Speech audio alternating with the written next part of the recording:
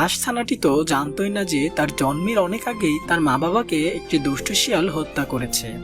ছানাটি আর্তনাদের সাথে বলে, মা বাবা কোথায় তোমরা?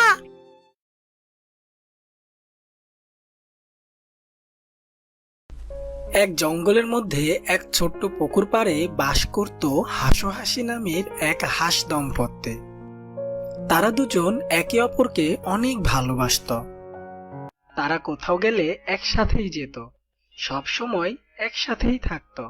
শত বিপদের মাঝেও কেউ কখনো কারো হাত ছেড়ে যায়নি, সব সময় পাশে থেকেছে একে অপরে। একদিন হাসিকে অনেক খুশি দেখে হাসু তাকে বলল, কি গো গিন্নি, তোমাকে আজ অনেক খুশি দেখাচ্ছে, ব্যাপার কি?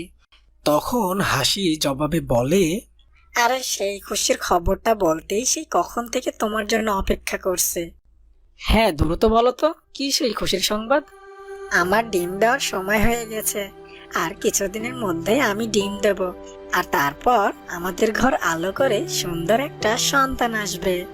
এ কি শোনালে গিন্নি, এ তো অনেক খুশির সংবাদ। এভাবে তারা একসাথে সুখে শান্তিতে দিন কাটাতে থাকে। হঠাৎ একদিন তাদের জঙ্গলে এক দুষ্ট শিয়ালের আগমন ঘটে। শিয়ালের ভয়ে সব পাখিরা তাদের ঘর থেকে বের হয় না। জঙ্গলে যেন হাহাকার নেমে এসেছে শিয়ালের ভয়ে। অন্যদিকে হাসু ছুটতে ছুটতে হাসির কাছে যায়।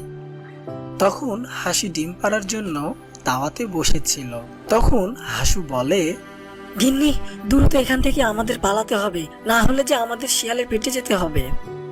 হাসুর এমন কথা শুনে হাসি ডিমের তাওয়া থেকে উঠে আসে আর বলে, হ্যাঁ, এই কি শোনালে গো?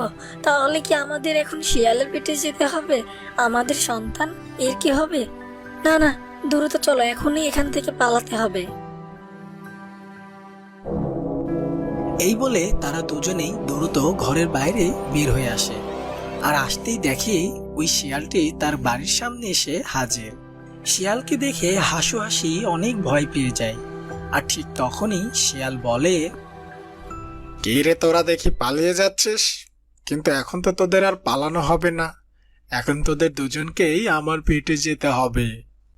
ভয়ে ভয়ে তখন হাসু বলে, শিয়াল ভাইয়া, আমরা তো তোমাদের কোনো ক্ষতি করি নাই, তুমি আমাদের খেও না, আমাদেরকে যেতে দাও। আরে ধুর, ইমোশনালি কথা বাদ দিত, দয়া মায়া করলে যে আমাকে না খেয়ে দিন কাটাতে হবে, আর আমি তো না খেয়ে থাকতে পারি না। এমন নিষ্ঠুর হয়েও না শিয়াল